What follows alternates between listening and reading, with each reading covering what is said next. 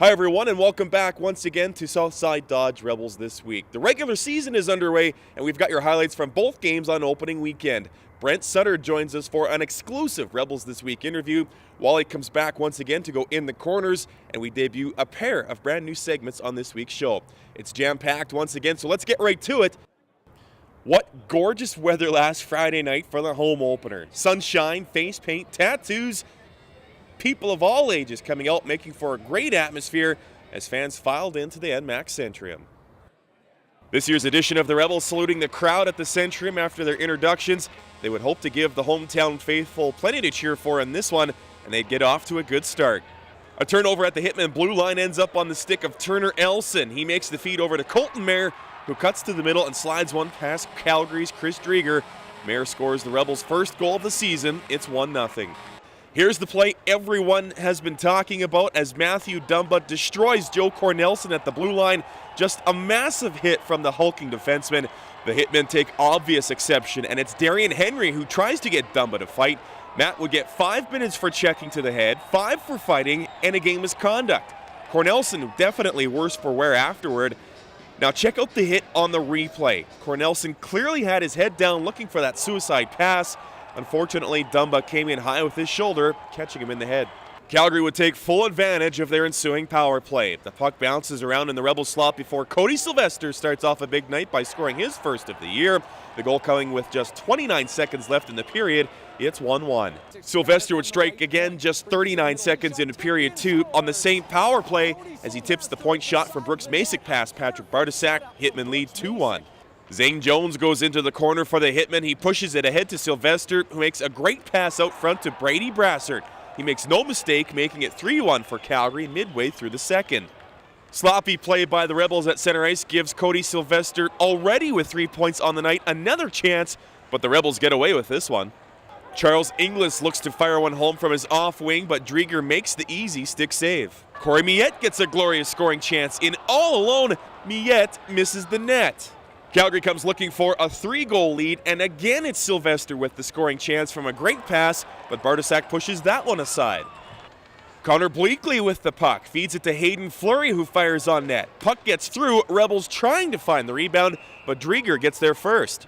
With their net empty, Rebels make it interesting in the final minute. Turner Elson keeps the puck in along the boards, then fires a quick one past an unsuspecting Chris Drieger. 3-2 with 46 seconds left on the clock. Game's not over just yet. 4 seconds left. Adam Kambites on the faceoff, shoots it on net, but to no avail. Nice snag there by Drieger. The Hitmen spoil the Rebels' home opener party, winning 3-2.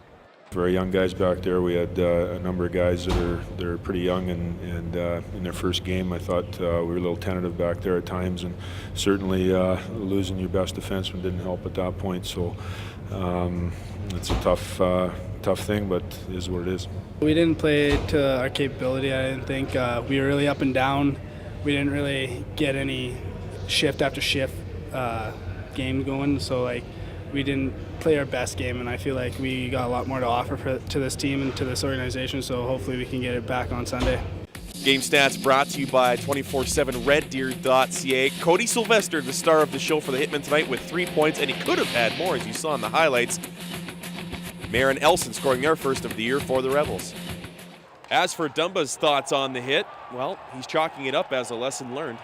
He had his head down a lot, and I caught him, and his head was still down, and that's what is making me sit out right now. And I guess I got to be smarter and recognize when the guy's head's down, because now in the game, any contact with the head is illegal, and that's on my behalf, and this is definitely a learning experience, and moving forward I'll be smarter.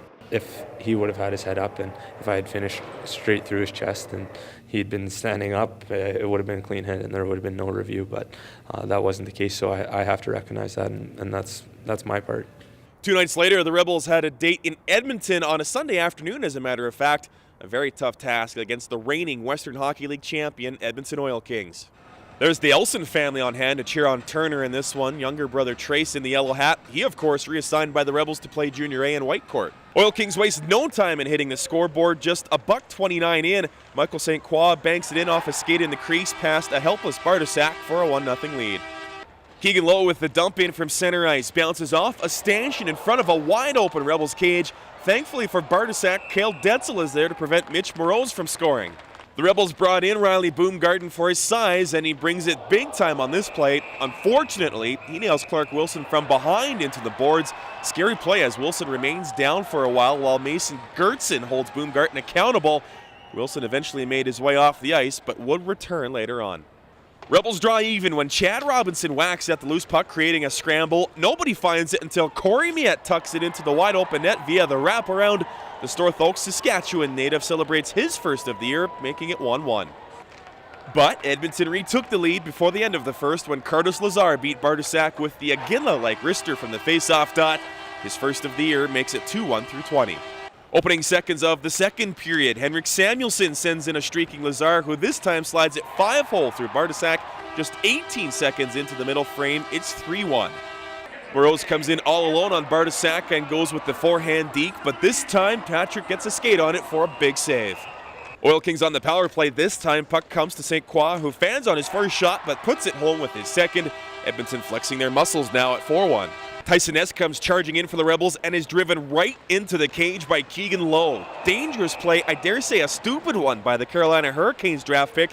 It gives the Rebels a power play, but they came up empty. Lazar comes looking for the hat trick and appears to have it for a moment, but his high riser goes off the crossbar.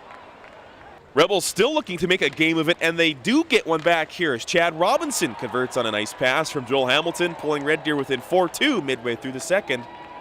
But the Oil Kings would have none of that. Relentless pressure in the Rebel zone, some great saves by Bartusak, but eventually Lazar does fire home his third of the game for a 5-2 Edmonton lead. Charles Inglis finds himself alone in front but can't get enough of the pass from Colton Mayer to beat Laurent Brossois. Edmonton adds one more for good measure as Clark Wilson exacts some revenge after being hit from behind earlier. He tips home the shot from Cody Corbett. The Oil Kings skate away with a 6-2 win. We were just passive all over the ice. We had a real good first shift of the game. It looked like we were focused, and then it seemed like that. We gave up a bad goal. It was a soft goal off the initial rush, and all of a sudden you're down a goal, and that seemed to put us back on our heels, and we never really recovered.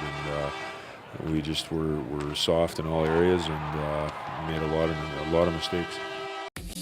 The only disappointing part of this game for the Oil Kings was the attendance, drawing less than 4,000 fans after having nearly 11,000 for their home opener. Turner Elson left Sunday afternoon's game early with an undisclosed lower body injury, but according to head coach Jesse Wallen, it's nothing too serious, a day-to-day situation, hoping he'll be fine for this coming weekend.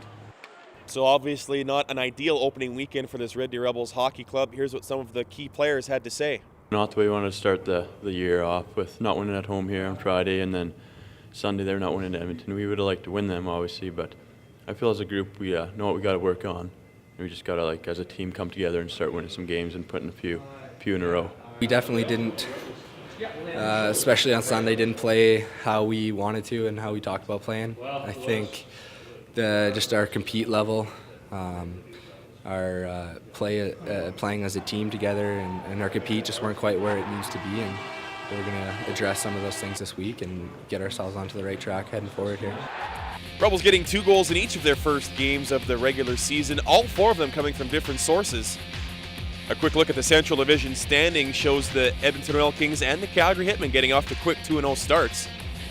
Here's what's coming up this week for the Rebels. They return to the NMAX Centrum Friday night to take on the Medicine Hat Tigers. Then Saturday, they head south down the QE2 to play the Calgary Hitmen. As always, you can catch Rebels radio broadcasts on 106.7 The Drive. Well, one of the keys to success for any Western Hockey League team is to get key contributions from your overage 20-year-old players. With a look at this year's Rebels overagers, here's Jared Waldo. 1-0 Rebels lead. We're here in the second. For the Red Deer Rebels to be successful this season, they'll need to see more of this. Pass to the middle to Elson, scores! And this. Get it in front of the net. There's Cambite, scores! And it's Bayer coming out. And this. Now to Inglis into the Vancouver end, scores! The trio of Turner Elson, Adam Cambites, and Charles Inglis all enter this season as overagers, meaning the 20-year-olds have started their final season in the Western Hockey League. And if the postseason is going to be a reality for the Rebels, Captain Cambites feels that the veteran players need to contribute. We're obviously going to have to score more goals than we did last season, and I think we've been working on that in practice. So I think more offense, and I think we always have a strong defensive team, but so I think just keeping up the strong defense, and I think really coming together as a tight-knit group is going to be important for us to have success. Knowing that he's entered his final year in the WHL, Cam Bites has given thought to what might be next season, but says his focus is on this season first and foremost. It's always in the back of my mind, I think, and I obviously have my own goals, but I think I always just try to take it day by day and just focus on today and focus on winning. And if our team wins and has success, then that's going to bring personal success to everyone. Charles Inglis enters his first full season in Rebels Silks and is more than capable of winding up as the team's leading scorer by season's end. The Saskatoon native feels he and his overage counterparts are ready for the challenge. Camby and Turner, they're looking real good out there, and personally I'm feeling pretty confident going into the season. You know, it gives you, playing 5 years in the league, it gives me that extra advantage. I know different situations, I can help certain players out, and in my own personal situation I feel more comfortable out there. I'm seeing things I didn't see before. You're shooting on all younger players, so that's another confidence boost. You know, you get against younger goalies, you feel like you should score and you can score, so that's always really good to go out with. Inglis has scored north of 30 goals in a season once in his career so far and will need to be close to that total again this season after just 19 last year. Does he feel the pressure to perform? Not really, to tell you the truth. I'm just going out there trying to have fun every shift, and usually when you're having fun, you're scoring goals and you're making plays out there, and that's what it all comes down to, having fun because we love the game. Turner Elson has an entry-level contract with the Calgary Flames, and had it not been for the NHL lockout, may have played in the American League this season with the Abbotsford Heat. Still, he's happy to be back in Red Deer for one more season. I love Red Deer. I love the guys on the team. I love the coaching staff. It's just, I wouldn't dream of any other place to play in the WHL, so I'm really excited for it, and I'm going to do my best this year.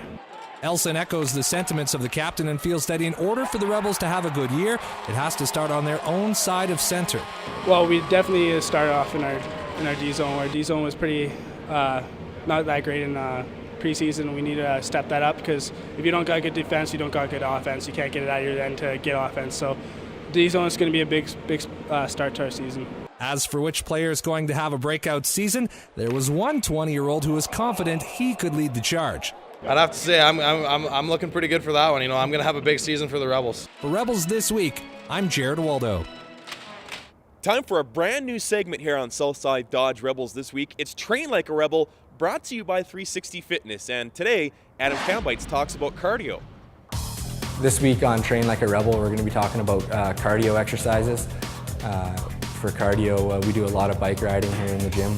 We come in the mornings and jump on the bike, and we'll do sprints or tension rides. In hockey, it's important to be able to, we're doing 45 to a minute second shift, so it's important to be able to sustain your shift, but also the endurance it takes to last through a whole game. So we'll do a lot of sprinting on the bikes, and then we'll do the tension, where we go a minute or 2 minute of tension and then resting in between.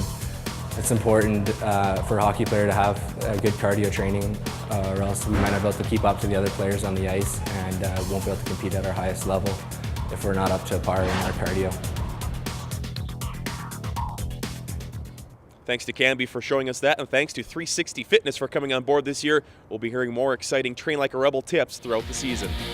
Coming up after the break, our exclusive one-on-one chat with the owner, president, and general manager, Brent Sutter.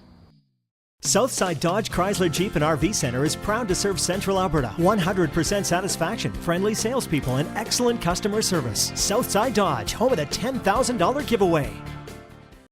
Complete Athlete in Sylvan Lake is Central Alberta's #1 hockey training facility, boasting one of the world's largest skating treadmills and stick handling platforms. Learn, train, perform. Complete Athlete in Sylvan Lake. Hi everyone, Jack here at 360 Fitness Personal Training. If you're looking to lose weight, burn fat, and just feel great in your clothes again, 360 Fitness can get you there. Work one-on-one with our trainers to get you in the best shape of your life. Get results or your money back. Well, we're very pleased to be joined now by the owner, president, and general manager of your Red Deer Rebels Hockey Club, Brent Sutter. And Brent, we got you here at the rink for once, but how's the farming been going? Been getting some great weather for it. You know, the weather has been good. You know, you've seen a lot of guys getting some crop off now, and people are getting their second cut hay done, so you know, everything's winding up. Yeah, training camp and farming and all that stuff at the same time makes for a busy guy. Well, usually when training camp's there, or vice versa, that's when harvest starts, so it's been busy. Overall, how has the transition back to full-time Rebels life been for you? You know what? It's been good. It's just getting to. It's not so much a transition for me as more so it is for everyone else, for the front office staff, for the coaches, players, knowing that I'm back here now, and and I do have lots of questions and wanting to just go over all through everything that you need to do as far as I've always done it as an owner, but now on the management side of it, you certainly there's other details you have to take care of, and but everything's been going really good. And I imagine now is when it's going to start to feel a little bit different, because even when you were with New Jersey and Calgary, you were always around for training camp for the most part. And now that you're going to be staying here full time, it gets into what you're going to be doing from here on in. Well, what's different about it is now is it's before I kind of just let the people make those decisions, and which I needed to do. You'd put them on a little bit of a path, and then allow them to just do their jobs, and that's why that's why I had a general manager and your scouting staff and so forth. But now with being back here, now those decisions ultimately I have to make a final decision on those things, whether it's player personnel, going through the itinerary for your scouts. It's stuff that I usually just allowed them to do, but now everything gets run through myself, so you have to have a little better grasp on it and make those decisions. Just talk about training camp as you saw it as a whole. What'd you see? What'd you maybe not like? What'd you like? Just your thoughts on the camp. You know what? The kids they're a hard-working group. There's good character here. They work hard. We've done a good job of implementing the right people as far as player personnel, but there is obviously now with the new GM in place, I have some different thoughts that I'm going to implement, and whether it's through some personnel changes or just whether through it's some things the way I want to see our team play, and stuff that Jesse and Bryce and I have discussed all summer long, and kind of how the game needs to change, and now it's just been more firm on how I want to see it done, and I believe the game has changed, and you have to adjust and make those changes with it. Pretty happy with this group of players that you've assembled. You've got some talent in pretty much every phase of the game here. Just maybe your thoughts on what's going to hit the ice here starting this weekend. Well, I guess I'm very guarded, and we had a tough time scoring goals last year, and I know injuries had a big part of that, but now being healthy and going through exhibition, I've sensed that. I sense we're not a team that's going to score goals easy. We got to work for everything we get, and so there's things as a general manager that I have to address, and I've been slowly working at that. And it's not thinking you're going to make a big bang, big change, but it's tweaking things in certain areas to make your hockey club better. At the same time, looks like things on the back end are going to be solid this year, ideally with Bartosak and Pouliot, a nice 1-2 punch developing there, and it looks like they're going to push each other throughout the year to be as good as they can be. Well, the important thing is Pouliot here now, because he's got to step up here, and he's got to be someone that can push to be the number one goaltender. Last year he had a tough time, especially early, but the last month or so of the season he really started coming along and playing somewhat to the standards we expect. And now for you want to play goal in the Western Hockey League, you got to be a good goalie, and we know Bartosak is our number one, but we need a 1A. And I'm not looking for a number one goalie and a number two goalie or an A goalie or a B goalie. I want a number one and a 1A, and that's the way your team gets better. Your backup goaltender has to win your hockey games and has to find your way to win games, because Bartosak can't play every game. And so if we can get into a situation where it's a 45-27 situation here for as far as amount of games played or around there somewhere, then we're going to be sitting in a good situation. And he should have a good amount of help in front of him when it comes to the defense corps. Obviously, Matthew Dumba leading the way, but with guys that have potential like Cale Detzel and perhaps Jan Bittner, it looks like the blue line corps will be pretty good this year. Well, you know what? Our three young players in Dumba, and Detzel and Fleury, they're obviously three very, very good young players, and And we needed to build our defense around those guys, and that's why Jan Bittner was huge coming in and getting an older European player, someone that's big and strong and mature. He can settle things down back there for those guys, and a kid like Boomgarden, who our scouting staff did a great job of going out there and finding a guy that wasn't on anybody's list, that came in and he's made our hockey team, and he's fit in nicely into the number 5 spot, and he's just going to continue to improve and get better, and he's only 18 years of age. And then you have Favre and Hack, 2 experienced defensemen, but they are what they are, and I expect them to get their game to the level that needs to be consistently. And if we do that, I like our 7D. I guess I'll ask you this just because it's the buzz topic of the week, but the NHL lockout. I know you've got a couple of prospects that have been drafted and signed in Dumba and Elson, but outside of their statuses at whatever point, any real effect on your guys' operations? Not at this point. Turner has been notified by Calgary. I had a communication with Calgary this past week, and then Turner talked to him, and Turner now is going to stay for the year. He's not going to go to the American League camp, because some kids do leave to go to it, but because of the lockout and the filtering down effect it has on all players, because now players that maybe could have played for the Flames, or kids that were going to maybe would have had to be put on waivers to be sent down, maybe would have got picked up, and so they have an abundance of players that are now going to their American League camp that they initially wouldn't have had. So it helps us in the sense that Turner can stay here. We're not going to lose him. But Matt Dumba's situation is that whenever the season opens up, we're probably going to lose him.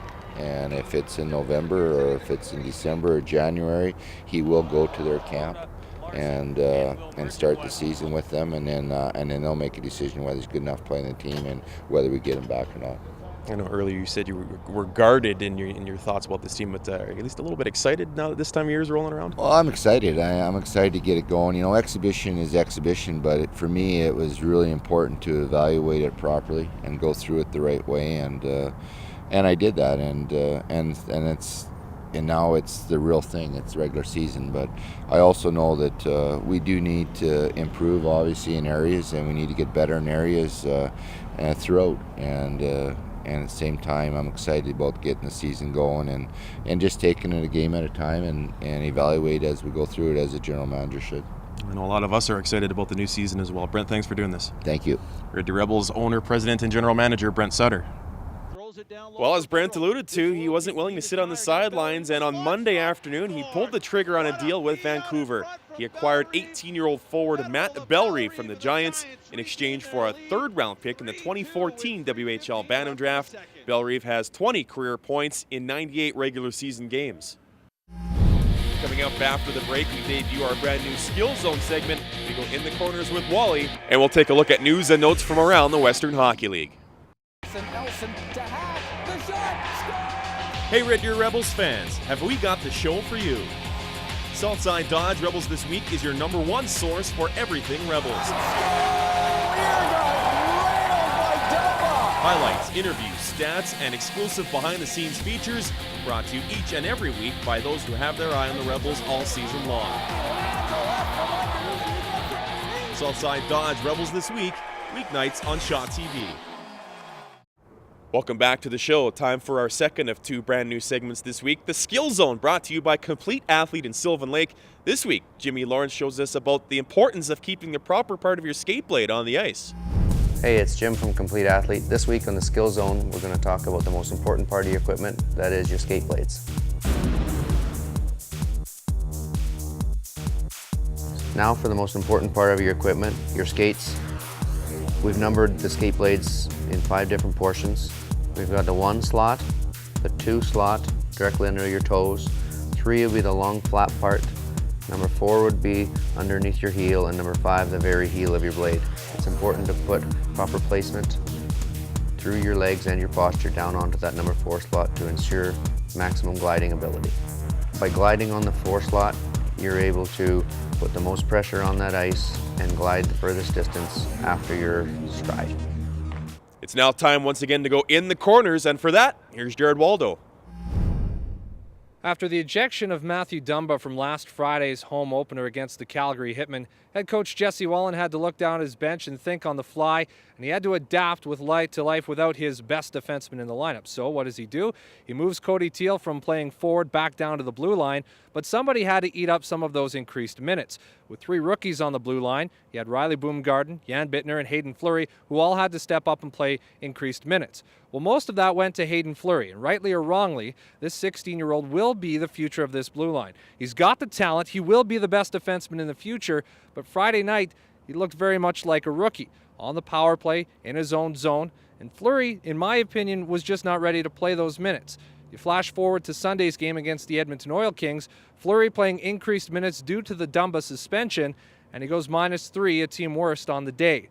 I'm not saying that Hayden Fleury isn't capable of playing these minutes because, as I mentioned, I think the kid has a lot of talent and he's going to be the centerpiece and the anchor for this team for years to come. However, it may be too much too soon for the young 16-year-old. For more from me, check out my blog at rebelrebellion.com. Time now to take a look at what's making news elsewhere in the Western Hockey League. The season kicked off last Thursday when the Edmonton Oil Kings raised their 2011-2012 league championship banner to the rafters at Rexall Place. The Oil Kings then went on to beat Kootenay in their home opener. The WHL also announced that production will begin on a new documentary series featuring the Saskatoon Blades leading up to their hosting of the 2013 MasterCard Memorial Cup. The series will air on City TV in Saskatchewan and later on Sportsnet. Also, stay tuned to Shaw TV as they also have a brand new documentary series coming up, WHL Full On.